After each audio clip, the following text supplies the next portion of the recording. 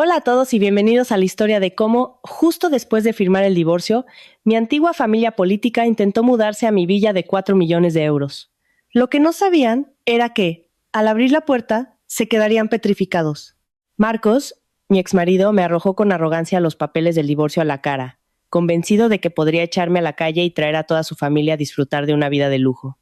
Pero ni él ni su madre imaginaban que lo que les esperaba tras la ostentosa puerta esa tarde no era seda y opulencia, sino una trampa humillante y dolorosa que yo misma había preparado. Salí del juzgado de primera instancia mientras el sol de la tarde en Madrid caía como plomo sobre el asfalto. El calor que emanaba de la calle distorsionaba la imagen de los coches que se apresuraban en todas direcciones. Pero, extrañamente, sentía una frescura en mi interior. En mi mano sostenía la sentencia de divorcio, con la tinta aún fresca. Ese frágil papel pesaba como una tonelada, pues ponía fin a 5 años de mi vida como nuera y esposa, una vida llena de humillación y lágrimas. Respiré hondo. El olor a contaminación de la ciudad nunca me había parecido tan agradable. Era el olor de la libertad. Me ajusté las grandes gafas de sol para ocultar las ojeras, producto de noches en vela preparando los trámites. Por fin, estaba libre. Unos pasos pesados a mi espalda me hicieron detenerme. No necesité darme la vuelta para saber que era Marcos. El penetrante olor de su colonia cara, mezclado con el de sus cigarrillos, me había asfixiado durante años. Marcos se puso a mi altura, se detuvo y encendió tranquilamente un cigarrillo. Dio una larga calada y exhaló el humo en mi dirección. Su arrogancia seguía intacta. Me miró de arriba abajo, sin rastro de afecto, solo con desprecio y una sensación de victoria. Se rió con sorna, su voz resonando con superioridad. «Sofía, querida, qué contenta pareces con esos papeles en la mano. A ver cuánto te dura la alegría. Sin mí, sin el título de esposa del director, ¿crees que podrás mantener esa villa de 4 millones de euros en La Moraleja?» Guardé silencio, esbozando una sonrisa irónica. Él todavía me veía como una muñeca de porcelana en una vitrina, bonita, pero inútil, viviendo a la sombra de su supuesto esplendor. No tenía ni idea de que era yo quien había sostenido el imperio del que tanto se enorgullecía. Al ver que no respondía, Marcos se envalentonó. Se acercó más, bajando la voz como si me estuviera concediendo un favor. Te lo diré claro. Una mujer divorciada es como un jarrón roto. Tarde o temprano, vendrás arrastrándote de rodillas, suplicándome que vuelva contigo. Quizás entonces, por los viejos tiempos, te dé algo de calderilla para que sobrevivas. Quédate con la casa vacía si quieres. El alma de esa casa está en mis manos. Lo miré directamente a los ojos, con una calma que lo sorprendió. Antes, cuando él alzaba la voz, yo bajaba la cabeza para mantener la paz, pero esa mujer, sumisa, había muerto hoy. Respondí con voz clara, pronunciando cada palabra. Marcos, gracias por tu preocupación, pero deberías empezar a preocuparte por ti mismo. A partir de ahora, cada uno por su lado. Lo que yo haga con mi vida o con la casa ya no es asunto tuyo. Dicho esto, me di la vuelta y me dirigí al taxi que me esperaba. No quería malgastar ni un segundo más de mi vida en ese hombre despreciable. A través del espejo retrovisor vi a Marcos todavía allí, pateando con rabia la rueda de su coche. Aún se creía el vencedor, y a mí, la perdedora patética que acababa de ser expulsada. No sospechaba que la verdadera tormenta para su familia apenas estaba comenzando. El taxi se alejó, dejando atrás el imponente edificio del juzgado y un pasado doloroso. Saqué mi teléfono y envié un mensaje corto a mi abogado, el señor Morales. Todo listo en el juzgado. ¿Podemos proceder con el plan B, señor Morales? Cerré los ojos, apoyando la cabeza en el asiento. Las imágenes de los últimos años volvieron como una película a cámara lenta. Carmen, mi suegra, una mujer de una codicia insaciable, que siempre hablaba de lo mucho que me quería, pero que a la mínima oportunidad me pedía dinero. Lucía, mi cuñada, perezosa y vanidosa, que solo sabía vestir y presumir con el dinero ganado con mi sudor. Y David, el hermano menor, un jugador empedernido ahogado en deudas. Eran como sanguijuelas que se habían adherido a mí, succionando mi energía y mis recursos. Pero hoy, la antigua Sofía había muerto. Iba a darles una lección que no olvidarían, una lección sobre el karma que ellos habían ignorado durante mucho tiempo. Sonreí, una sonrisa fría pero llena de satisfacción. El juego acababa de empezar. Mientras yo disfrutaba tranquilamente de un café amargo en mi rincón favorito, al otro lado de la ciudad se estaba representando una tragicomedia minuciosamente orquestada. Esto me lo contó más tarde mi antigua vecina, la señora Pili. pero con su vívida narración pude imaginar cada detalle como si hubiera estado allí. En un pequeño y ruidoso piso de alquiler en un barrio obrero de Vallecas, Carmen dirigía sus dos tesoros mientras empaquetaban. El ambiente era tan caótico como una verbena. Carmen, ataviada con un llamativo vestido de seda floreado, se abanicaba con brío mientras ladraba órdenes. Venga, moveos. David, envuelve bien esos altavoces. En la casa nueva hay que poner música a todo volumen, para que todo el barrio de La Moraleja se entere de quiénes somos. Lucía, recoge toda tu ropa y zapatos, no te dejes nada. Esa ropa barata puede servir de trapos allí, no vamos a dejársela al casero. David, mientras sellaba una caja con cinta adhesiva, se rió a carcajadas.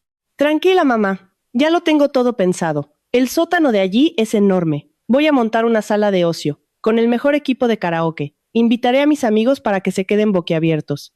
Nuestra vida va a cambiar de verdad. Lucía, retocándose el pintalabios frente a un espejo, ya soñaba despierta.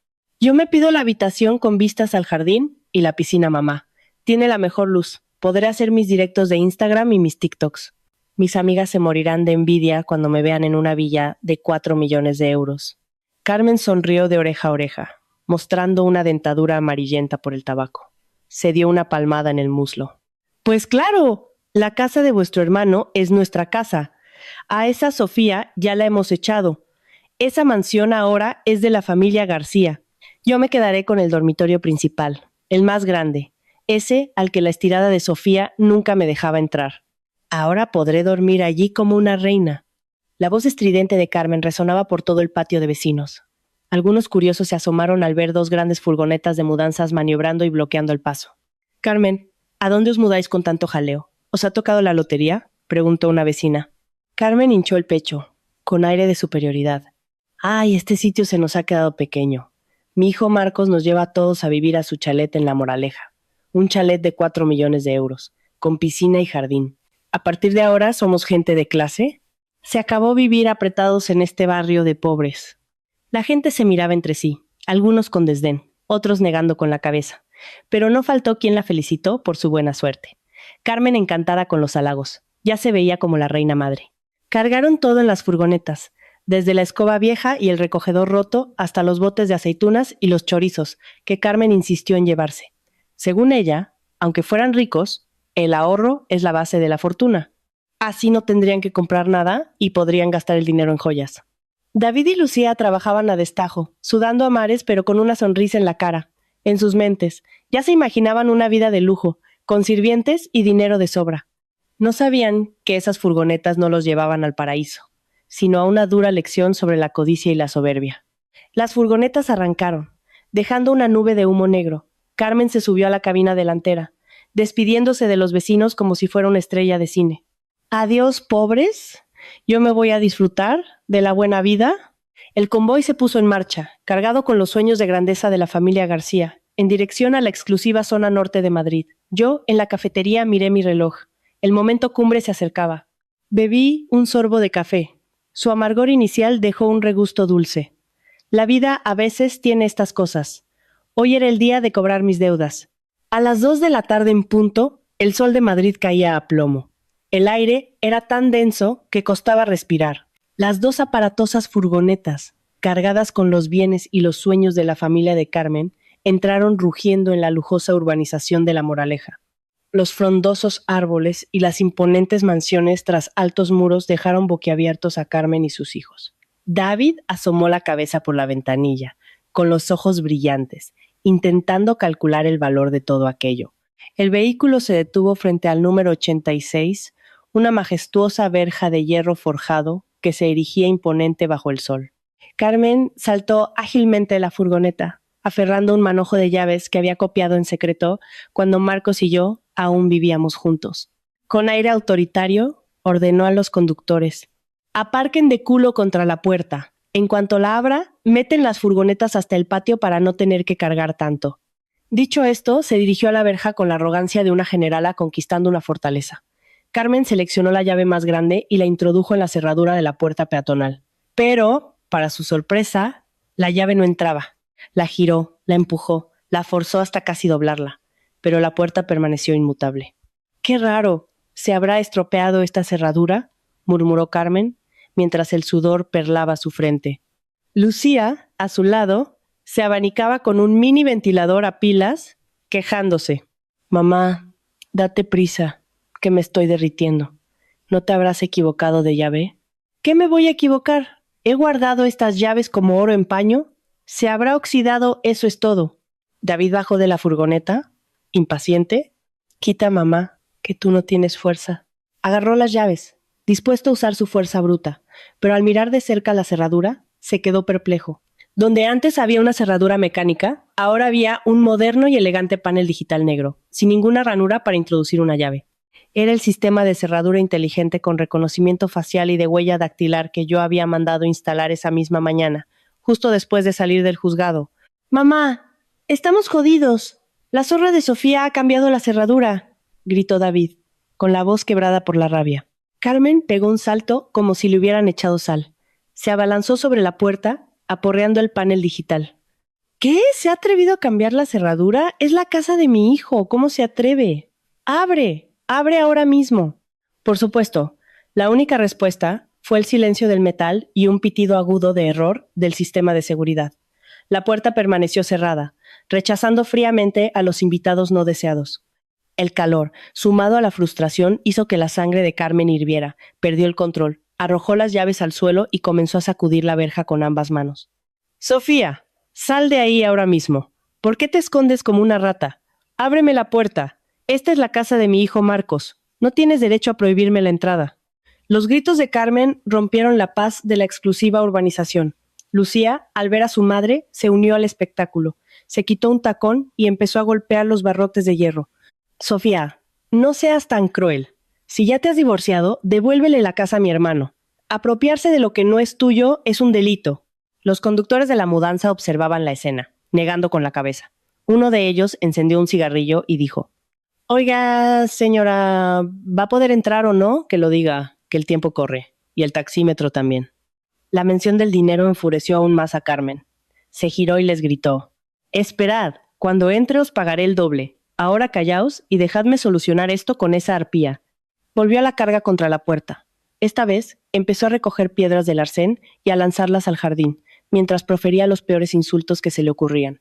La imagen de relajarse en una habitación con aire acondicionado se había desvanecido, reemplazada por la furia de una depredadora a la que le habían arrebatado su presa. El escándalo frente a la Villa 86 no tardó en atraer la atención del vecindario.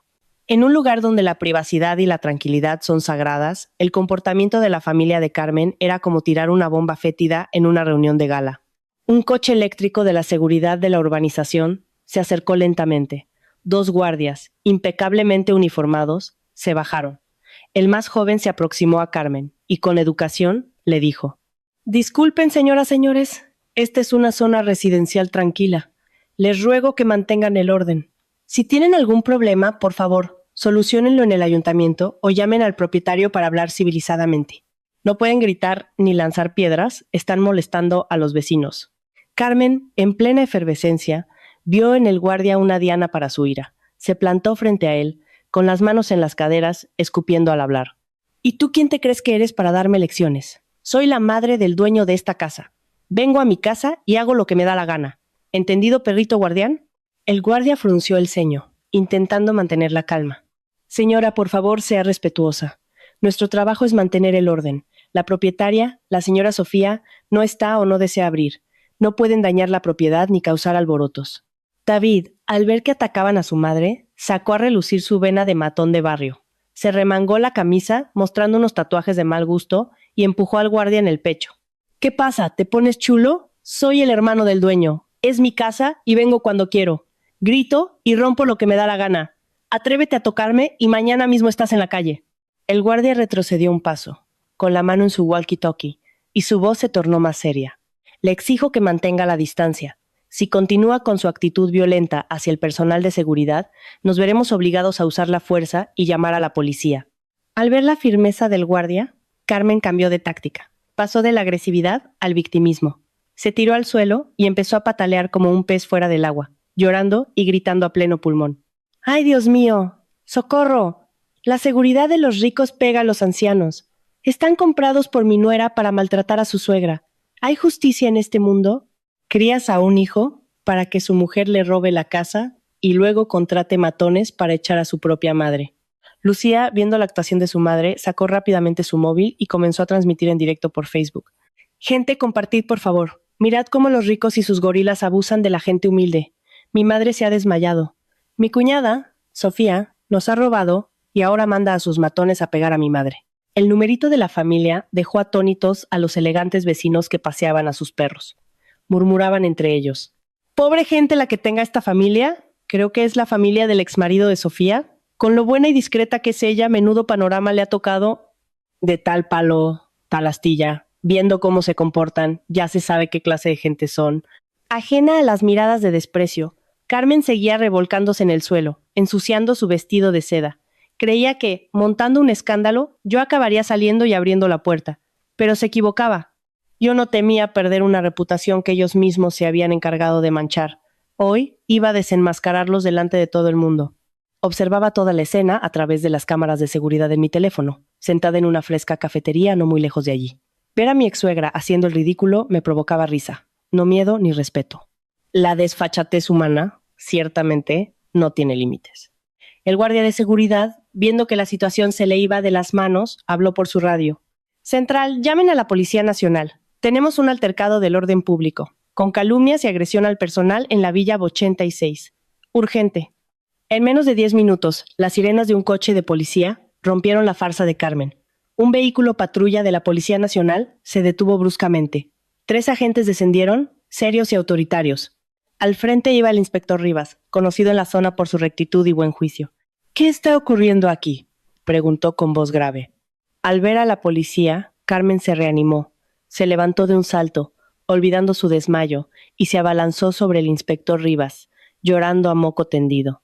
«Señor inspector, sálvenos. Esto es una injusticia. La casa que mi hijo compró con el sudor de su frente, y su mujer nos la ha robado. Nos ha cambiado la cerradura y nos ha dejado en la calle, y encima manda a la seguridad a pegarme». El inspector Rivas, con calma, apartó a Carmen. «Tranquilícese, señora. Explique lo sucedido con calma. Aquí hay cámaras de seguridad. Veremos quién ha pegado a quién. No acuse a nadie sin pruebas». Al oír la palabra cámaras, David se acobardó un poco, pero Carmen siguió con su perorata. «Las cámaras son suyas. Las pueden manipular. Tiene que creernos a nosotros, la gente humilde. Quiero entrar en casa de mi hijo. Haga que esa Sofía salga y nos abra». El inspector se dirigió al guardia de seguridad. ¿Qué ha pasado exactamente? El guardia lo explicó todo con claridad. El intento de forzar la entrada, el alboroto, el lanzamiento de piedras y la agresión de David. El inspector Rivas asintió y se volvió hacia la familia. «Les pido su documentación y, lo más importante, si dicen que esta casa es de su hijo, ¿tienen algún documento que lo acredite, como la escritura de propiedad o algún papel que demuestre que están empadronados aquí?» Carmen se quedó muda. La escritura siempre la había guardado yo, y Marcos jamás la había tocado. Y por supuesto, ellos no estaban empadronados en la villa. «Es la casa de mi hijo. Soy su madre. Tengo derecho a entrar. ¿Para qué necesito papeles?» «Señora, nosotros trabajamos con la ley. Sin un documento que lo demuestre, están cometiendo un presunto delito de allanamiento de morada y alteración del orden público. Les exijo que se dispersen y retiren las furgonetas. Si continúan, tendré que llevarlos a comisaría». David, viendo que la cosa se ponía seria, intentó mediar con su tono de matón de poca monta. «Señor policía, mi madre es mayor, pero es verdad que esta es la casa de mi hermano Marcos. Se están divorciando y ella le ha jugado una mala pasada. Somos familia, sea flexible y déjenos entrar a esperar a que venga mi hermano». «No hay flexibilidad que valga», lo cortó el inspector Rivas. «Las disputas patrimoniales tras un divorcio se resuelven en los tribunales. Mientras no haya una sentencia firme o el consentimiento de la propietaria actual, no tienen derecho a entrar». Justo en ese momento de máxima tensión, un elegante taxi blanco se detuvo junto al coche de policía. La puerta se abrió y unos tacones de aguja tocaron el asfalto. Era yo. Bajé del coche, impecable, con un traje de chaqueta azul marino, con una carpeta de documentos en la mano. Me quité las gafas de sol y miré a la multitud, mis ojos fijos en los rostros atónitos de Carmen, Lucía y David. Sonreí cortésmente y me acerqué al inspector Rivas. «Buenas tardes, señores agentes. Soy Sofía, la única y legítima propietaria de esta villa. ¿Qué ocurre para que haya tanto revuelo en mi puerta?» Carmen, al verme, estalló. «Ahí está la descarada. Por fin das la cara. Dile a la policía que nos deje entrar. ¿Pretendes robarle la casa a mi hijo? Sin dignarme a mirarla, le entregué la carpeta al inspector Rivas. Señor inspector, aquí tiene la escritura de la propiedad a mi nombre, junto con un certificado notarial que acredita que es un bien privativo, adquirido antes de mi matrimonio. Y aquí está la sentencia de divorcio, firme desde hace 3 días. Esta casa es mía y no tiene nada que ver con el señor Marcos ni con su familia. El inspector Rivas examinó los documentos con detenimiento y asintió. Su gesto fue como un jarro de agua fría para la familia de Carmen, apagando de golpe el fuego de su codicia. El aire frente a la villa se podía cortar con un cuchillo. Mi aparición, con la carpeta de documentos legales en la mano, había cambiado por completo el equilibrio de poder. Allí estaba yo, con la espalda recta y la cabeza alta, enfrentando la mirada de odio de mi ex-suegra y la curiosidad de los vecinos. El inspector Rivas sostenía la escritura, pasando las páginas con cuidado, comparando los datos, leyendo las anotaciones sobre el origen del bien. El tiempo parecía haberse detenido para Carmen y sus hijos. Finalmente, el inspector cerró la carpeta, me la devolvió y, dirigiéndose a Carmen, declaró con voz firme: Señora, señores, he revisado la documentación. Es perfectamente legal. Esta villa es propiedad exclusiva de la señora Sofía Ruiz. Es un bien privativo, adquirido antes del matrimonio, por lo que no forma parte de la sociedad de gananciales. Por lo tanto, ni el señor Marcos ni nadie de su familia tiene derecho alguno sobre esta propiedad sin el consentimiento de la señora Sofía. Sus palabras cayeron como un rayo. El rostro de Carmen pasó del rojo al blanco pálido. Su boca se abrió, pero no emitió sonido alguno. David y Lucía se miraron, desconcertados. Su sueño de una vida de lujos acababa de hacerse añicos. Pero Carmen, con su terquedad y avaricia, no se rindió tan fácilmente. ¡Imposible!, gritó. ¡Revisa otra vez! Seguro que esa arpía ha falsificado los papeles. Mi hijo es un director de éxito, gana muchísimo dinero. ¿Cómo no va a ser suya esta casa? Es una estafadora. Me reí ante su descaro. La miré fijamente y dije con voz calmada pero cortante: Carmen, haga memoria. Cuando me casé con Marcos, él era un simple empleado con un sueldo miserable que ni siquiera le llegaba para vivir, y estaba ahogado en deudas de juego. El dinero para pagar sus deudas fue mío. El capital para fundar su empresa también fue mío. Esta casa la compré con la herencia de mis padres, con certificación notarial y la firma del propio Marcos, reconociendo que era un bien privativo. ¿Quiere que le enseñe la firma de su querido hijo? Carmen se quedó sin palabras. Conocía perfectamente el pasado de su hijo, pero la codicia la había cegado. Miró a David en busca de ayuda, pero él solo atinó a bajar la cabeza y patear unas piedras. El inspector Rivas advirtió con más severidad: Señora, se lo repito por última vez. Si no está de acuerdo, puede presentar una demanda en el juzgado de lo civil. Pero ahora mismo, legalmente, la señora Sofía es la propietaria. Su comportamiento constituye un delito de alteración del orden público y un intento de allanamiento de morada. Disuélvanse inmediatamente. Si continúan, los llevaré a todos a comisaría para levantar un atestado. Los vecinos curiosos empezaron a cuchichear, criticando abiertamente a la familia de Carmen. Vaya, sí que venían a robarle la casa a la nuera. ¡Qué falta de vergüenza! La avaricia rompe el saco. Esa Sofía es muy lista, ha aguantado años y ahora ha dado el golpe de gracia. Esos murmullos eran como agujas clavándose en el orgullo de Carmen. Viendo que nadie la apoyaba y ante la firmeza de la policía, supo que no podría salirse con la suya, pero aún no estaba dispuesta a rendirse. Buscando una última excusa, se levantó, se sacudió el polvo y me espetó: Está bien, quédate con tu casa, pero las cosas de mi hijo, su ropa, sus recuerdos, todo está ahí dentro. Tenemos que entrar a recogerlo.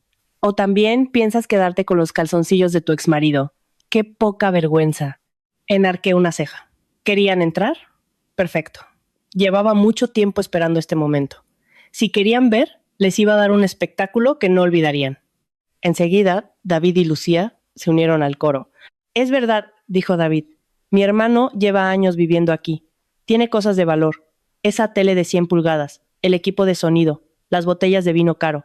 No te lo vas a quedar todo. Abre para que recojamos sus cosas.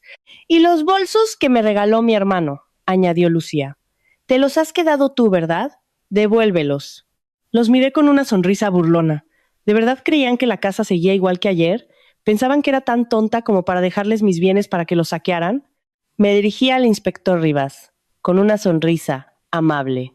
Señor inspector, Para evitar que me acusen de apropiarme de los bienes de mi exmarido, les permitiré entrar a recoger sus efectos personales. Quiero zanjar este asunto de una vez por todas.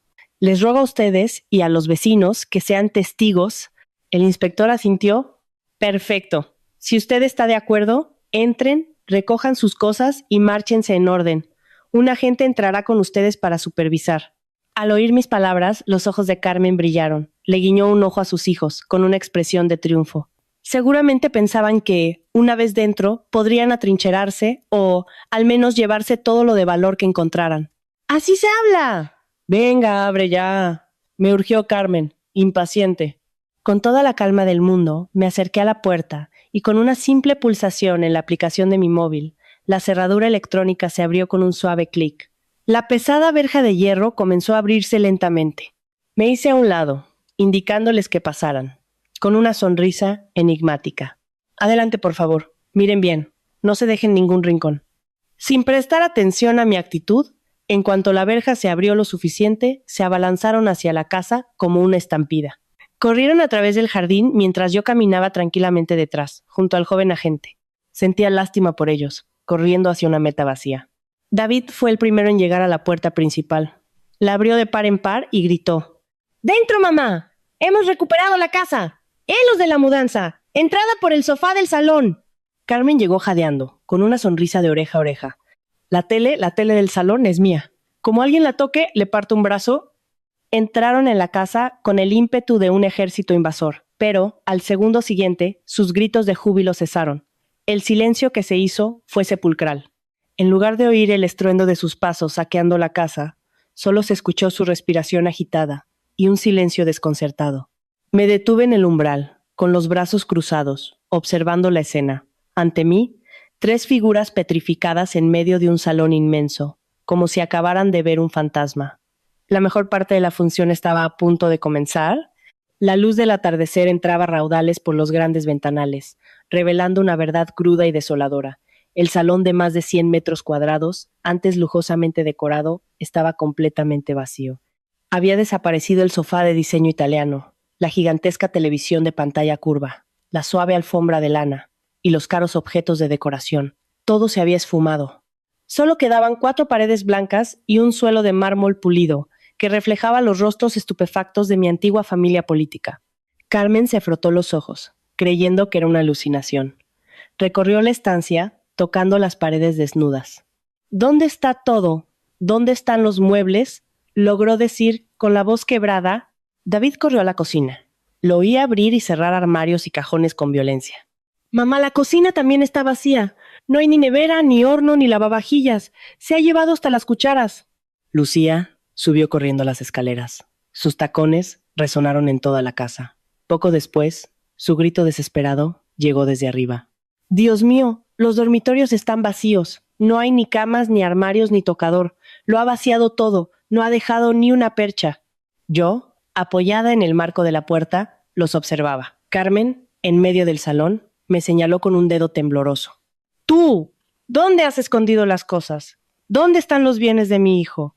Entré, mis pasos resonando en el silencio. Se equivoca, Carmen. Todos los bienes de esta casa, desde la televisión hasta el sofá, los compré con mi dinero y las facturas están a mi nombre. Antes del divorcio lo vendí todo. Absolutamente todo. Ahora, esta casa es literalmente 4 paredes y un techo. Carmen casi se desmaya. Se llevó la mano al pecho y se desplomó en el frío suelo, pues no había ni una silla donde sentarse. Eres una malvada. ¿Y las cosas de Marcos? ¿Su ropa? Ah, sus 4 trapos viejos. Señalé hacia el jardín. Los metí en unas bolsas de basura y los dejé en ese rincón. Puede ir a recogerlos. En esta casa ya no queda absolutamente nada que tenga que ver con su familia. David salió de la cocina, furioso. Eres increíble. Juegas muy sucio. No me lo creo. Seguro que has escondido el dinero y las joyas en la caja fuerte del dormitorio principal. Y subió corriendo las escaleras como una fiera. No lo detuve. La caja fuerte estaba abierta de par en par, completamente vacía. Un rato después, los 3 se reunieron de nuevo en el salón, desolados. Su sueño de una vida de lujo se había convertido en una pesadilla. La villa de 4 millones de euros era ahora, para ellos, una cueva inmensa y sin valor. Eres una víbora muy retorcida, me espetó Carmen. Solo estoy limpiando la basura para empezar mi nueva vida, respondí encogiéndome de hombros. Mientras ellos rumiaban su derrota, el calor de la tarde comenzó a apoderarse de la casa. Los grandes ventanales la convirtieron en un invernadero gigante. El sudor empezó a correr por la frente de Carmen. Su siguiente pesadilla no había hecho más que empezar. El calor de un mes de julio en Madrid no es ninguna broma. Con casi 40 grados en el exterior, dentro de esa casa cerrada, la temperatura era insoportable. El aire viciado y la falta de oxígeno hacían difícil respirar. Lucía fue la primera en flaquear. Acostumbrada al lujo y al aire acondicionado, el maquillaje se le derretía por la cara y la ropa se le pegaba al cuerpo. ¡Qué calor! ¡Esto es un horno!, se quejó. David, enciende el aire acondicionado. David, ya de por sí malhumorado, fue a buscar el termostato central. Pulsó todos los botones, pero el aparato no respondió. La pantalla estaba en negro. ¡No funciona!, gritó, golpeando el panel. Lucía corrió al baño para refrescarse. Abrió el grifo, pero solo salieron un par de gotas de agua turbia. «No hay agua», gritó desde el baño. «Mamá, no hay agua. Me muero de sed y de calor». Carmen, sentada en el suelo, se alarmó aún más. «Sofía, ¿qué has hecho? ¿Por qué no hay ni luz ni agua? ¿Quieres matarnos?» Yo, abanicándome tranquilamente, respondí con indiferencia. «Qué extraña es usted, Carmen. Me he mudado. Si la casa está vacía, es normal que dé de baja los suministros para ahorrar y por seguridad. Ayer mismo llamé a las compañías de electricidad y agua para rescindir los contratos». Carmen se quedó sin habla, señalándome con un dedo tembloroso. «Ahora esta casa no tiene ni luz, ni agua, ni internet. Si quieren quedarse a disfrutar del calor, adelante. Pero les advierto que cuando anochezca esto estará más oscuro que la boca de un lobo. Tengan cuidado, no se vayan a caer». David, completamente derrotado, se sentó en la escalera. «Así no se puede vivir. Prefiero volver al piso de alquiler». Lucía salió del baño, con el aspecto de un náufrago. «Mamá, vámonos, no aguanto más. Se me va a estropear la piel». Los miré con desdén, apenas un poco de incomodidad y ya se derrumbaban, y pretendían apoderarse de mi casa. Carmen, aunque a regañadientes, se levantó, intentando salvar un último ápice de dignidad. «Está bien, eres muy lista. Hoy nos vamos porque no veníamos preparados. Pero esto no ha acabado. Mañana mismo llamo a un electricista y a un fontanero. Es la casa de mi hijo y puedo hacer lo que quiera». Adelante, sonreí. «Si tiene la escritura de propiedad para firmar los nuevos contratos, porque si hace una conexión ilegal, se enfrentará a multas y a un posible delito». Carmen resopló y ordenó a sus hijos: «Vámonos. Este sitio está cargado de la energía negativa de esta mujer malvada. Ya pensaremos en otro plan». Se dirigieron a la salida, con el aspecto de un ejército derrotado, pero aún les tenía reservado un último golpe. Justo cuando salían, los detuve. «Un momento. Antes de iros, mirad la pared». Señalé un folio que había pegado en la pared de la entrada, con letras rojas y grandes. «Propiedad privada. Prohibida la entrada. Cualquier daño, por mínimo que sea, será denunciado como delito de daños a la propiedad». «¿A quién pretendes asustar con este papelucho?», se burló David. «Si quiero, pinto un grafiti ahora mismo». «Mira bien», dije, señalando un pequeño punto negro en el techo. «Es una cámara de seguridad 4K con batería de respaldo. Graba en altísima definición y envía los datos directamente a la empresa de seguridad y a mi móvil. Acabo de reformar toda la casa. El valor de la reforma asciende a 200.000 euros. Si hacéis un solo rasguño, presentaré una denuncia por daños».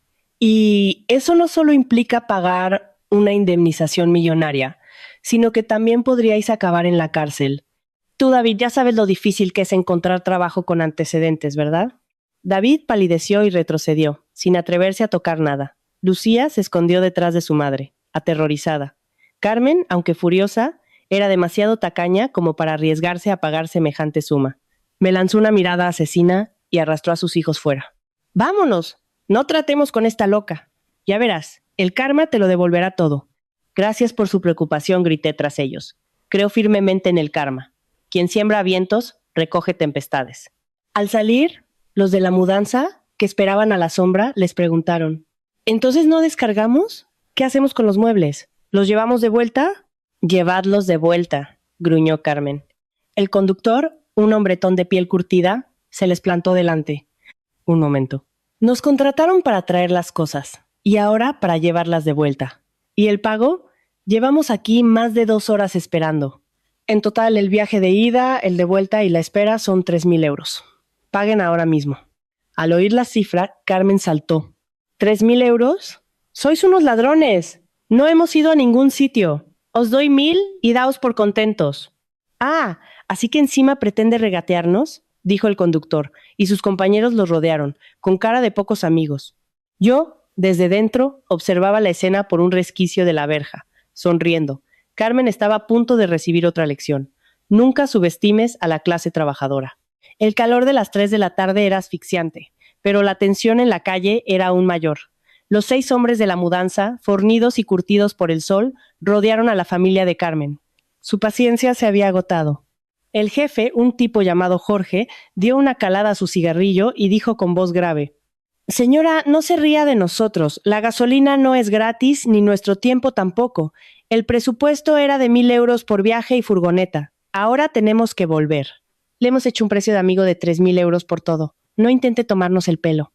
Ladrones, insistió Carmen.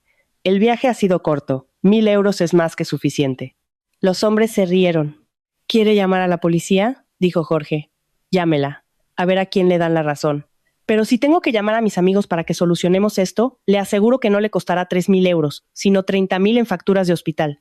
David intentó intervenir, pero una mirada de Jorge lo hizo retroceder. Carmen, viendo que no tenía escapatoria, sacó a regañadientes un fajo de billetes de su bolso. Era el dinero que había estado ahorrando. Contó los 3,000 euros con manos temblorosas, como si le estuvieran arrancando un trozo de su alma. Jorge cogió el dinero, lo contó y sonrió con desprecio. Así me gusta. La próxima vez, si no tiene dinero, no se dé tantos aires. Subieron a las furgonetas y se marcharon, no sin antes lanzarles una bocanada de humo negro a la cara. La justicia poética era deliciosa, pero el drama aún no había terminado. Cuando las furgonetas desaparecieron, la familia se dispuso a marcharse. David se dirigió al Mazda 3 rojo que había aparcado en mi jardín, creyéndose el dueño y señor. Sacó la llave, pulsó el botón de apertura y se sentó al volante. Pero cuando intentó dar marcha atrás, el coche no se movió. Asomó la cabeza y se quedó boquiabierto. La rueda delantera tenía un cepo amarillo brillante, de los que usa la policía para inmovilizar vehículos. «Mamá, le han puesto un cepo al coche», gritó. Carmen y Lucía corrieron a ver. En el parabrisas había una nota: aviso de infracción, vehículo estacionado sin autorización en propiedad privada. Póngase en contacto con la propietaria para abonar la sanción y retirar el dispositivo. Cualquier intento de forzar el cepo será denunciado como delito de daños. David, furioso, me vio asomada al balcón del segundo piso. «Sofía, baja aquí. Quita esta mierda de mi coche». «Lo siento», David, respondí con una sonrisa. «Has aparcado en mi propiedad sin permiso. Es el procedimiento habitual. Por cierto, tengo una cita en el spa. La llave del cepo está en mi caja fuerte. Quizás mañana, si tengo tiempo, pueda venir a quitártelo. El parking por noche, aquí en La Moraleja, son 500 euros. Ve preparando el dinero». Dicho esto, entré y cerré la puerta del balcón, ignorando sus insultos. Sabía que no se atreverían a dañar mi casa, y tampoco podían abandonar el coche. Bajé y salí por la puerta trasera, donde me esperaba un taxi. Los dejé allí, luchando contra un cepo, y el sol abrasador de Madrid. Tras mi marcha, la situación en la villa se volvió desesperada. Carmen y Lucía se sentaron en el bordillo, a la sombra, mientras David, como un animal enjaulado, daba vueltas alrededor del coche. Llamó a un cerrajero, pero este, al ver la situación, se negó a intervenir sin la documentación del vehículo y la presencia del propietario. La frustración de David alcanzó su punto álgido. Cogió un ladrillo y con un grito de rabia lo estrelló contra el cepo. El ladrillo se hizo añicos, pero el cepo apenas se inmutó. Sin embargo, el golpe abolló la carrocería y melló la llanta de aleación del coche. David se desplomó en el suelo, derrotado. Había dañado su bien más preciado. La fuerza bruta no servía de nada contra mi fría y calculada estrategia. Al anochecer, finalmente apareció Marcos. Venía de una comida de negocios, borracho y furioso tras la llamada de su madre. Al ver a su familia en la calle, con aspecto de damnificados, la ira se apoderó de él. Sacó un bate de béisbol del maletero del Mazda y se dirigió a la puerta de mi casa. «¡Sofía, sal de ahí, cobarde!», gritó, golpeando el cristal blindado de la entrada. Yo ya había regresado. Encendí todas las luces de la casa y salí al balcón, con el móvil en la mano, transmitiendo en directo por mis redes sociales. Buenas noches a todos, dije a la cámara, enfocando a Marcos. Este es el señor Marcos García, director de una prestigiosa empresa. Vean cómo trata a su exmujer, amenazándome con un arma y dañando mi propiedad. Marcos, al ver el móvil, enloqueció. Apaga eso o subo y te lo rompo. Esta casa es mía. Nos divorciamos esta mañana, Marcos. Estás cometiendo varios delitos y miles de personas te están viendo. Justo cuando iba a golpear de nuevo, una voz firme lo detuvo. Señor García, le aconsejo que se detenga, si no quiere pasar la noche en el calabozo. Era mi abogado, el señor Morales, que había llegado con 2 guardaespaldas. Se interpuso entre Marcos y la puerta. Soy el abogado de la señora Sofía. Todo lo que está siendo grabado. Ese cristal vale una fortuna. Un delito de daños, sumado a las amenazas y el allanamiento de morada, le puede costar varios años de cárcel. ¿Quiere que llame a la policía, que ya lo conoce esta tarde? Marcos bajó el bate, pero aún intentó fanfarronear. Os voy a denunciar por estafa. El señor Morales sonrió. Adelante, pero antes, eche un vistazo a esto. Le mostró unas fotos de Marcos con una joven amante en un hotel de lujo. La cara de Marcos se descompuso. Pero lo más importante, continuó el abogado, son estos extractos bancarios. Le mostró los movimientos de las cuentas de Marcos y de la empresa. Subrayados en amarillo, aparecían transferencias por un total de 3 millones de euros a su madre y a su hermano, realizadas justo antes de solicitar el divorcio. Esto, señor García, se llama alzamiento de bienes. Es un delito grave. Ha desviado patrimonio de la sociedad de gananciales para eludir su reparto en el divorcio. Tenemos pruebas de sobra para llevarlo a juicio. Carmen, que se había acercado, gritó. Es el dinero de mi hijo, él me da lo que quiere. Señora, la cortó el abogado. Ese dinero era de la sociedad conyugal. La señora Sofía tiene 2 opciones para usted, señor García. O devuelve la mitad de ese dinero, es decir, 1,5 millones de euros, en las próximas 24 horas, o presentamos una denuncia por estafa, alzamiento de bienes y adulterio. Con estas pruebas, piensen lo que decidirá el juez. Perderá su dinero, su reputación y probablemente su libertad. El bate de béisbol cayó de las manos de Marcos, con un ruido seco. Se dio cuenta de que había perdido. Había subestimado por completo mi determinación y mi preparación. ¡Vámonos!, les gritó a su familia. ¿Queréis seguir haciendo el ridículo? Se marcharon, dejando atrás el coche inmovilizado. Los vi alejarse, una patética estampa de la derrota. Había ganado la primera batalla, pero sabía que su maldad no terminaría ahí. Esa noche, mientras yo reforzaba la seguridad de mi casa, ellos tramaban su siguiente movimiento en un bar de mala muerte. Lucía, la más astuta, propuso un plan. Colarse en la casa por la noche para recuperar la documentación del coche, que David se había dejado dentro. Con los papeles podrían llamar a un cerrajero o incluso a la policía para liberarlo. La valla de atrás, la que da al solar, es fácil de saltar, dijo Lucía. Sofía vive sola, estará durmiendo. Entro, cojo los papeles y salgo. Y, si veo algo de valor, también me lo llevo. No sabían que yo ya no era la mujer ingenua de antes. Apagué las luces, fingiendo dormir, y me senté frente al monitor de las cámaras de seguridad, con una copa de vino. A medianoche, una figura sigilosa apareció en la cámara del jardín trasero. Era Lucía. Saltó el muro y aterrizó en el césped. En cuanto sus pies tocaron el suelo, se activaron los sensores de movimiento. Una ensordecedora sirena rompió el silencio de la noche, y potentes focos iluminaron todo el jardín como si fuera de día. Lucía, cegada y aterrorizada, intentó huir, pero tropezó y cayó. En menos de 2 minutos, la seguridad de la urbanización y poco después, la Policía Nacional estaban allí. La encontraron con las herramientas que llevaba para forzar la entrada. David, que vigilaba desde lejos, huyó como un cobarde en cuanto oyó la sirena. Buscando un gato perdido con una cizalla y una navaja, Lucía, le pregunté, saliendo al jardín. Fue detenida y llevada a comisaría. A la mañana siguiente, en la comisaría, la escena era patética. Carmen se arrodilló a mis pies, suplicándome que retirara la denuncia. Marcos, con la resaca y la humillación a cuestas, también me rogó que tuviera piedad. Mi abogado, el señor Morales, tomó la palabra. La señora Sofía está dispuesta a retirar la denuncia, pero con condiciones. Primero, firmarán un acuerdo de no acercarse ni molestarla nunca más. Segundo, pagarán una indemnización de 150,000 euros por los daños, el refuerzo de la seguridad y el estrés emocional causado. Carmen casi se desmaya al oír la cifra, pero Marcos, sabiendo que era el precio para evitar la cárcel de su hermana y un escándalo mayor, aceptó. Tuvo que pedir préstamos y vender su reloj de lujo para reunir el dinero. Cuando recibí la transferencia, firmé el documento y Lucía fue puesta en libertad. Sin dinero y ahogados en deudas, no les quedó más remedio que volver a su pueblo. Alquilaron una vieja furgoneta y la cargaron hasta los topes. A 30 kilómetros de Madrid, la Guardia Civil los detuvo. La furgoneta iba sobrecargada y tenía la ITV caducada desde hacía 6 meses. Les inmovilizaron el vehículo y les pusieron una multa cuantiosa. Los 4 se quedaron tirados en la cuneta, bajo la lluvia, con todas sus pertenencias esparcidas por el suelo. Su sueño de grandeza había terminado en la más absoluta miseria. 3 meses después, mi vida era completamente diferente. Gané el juicio por el alzamiento de bienes.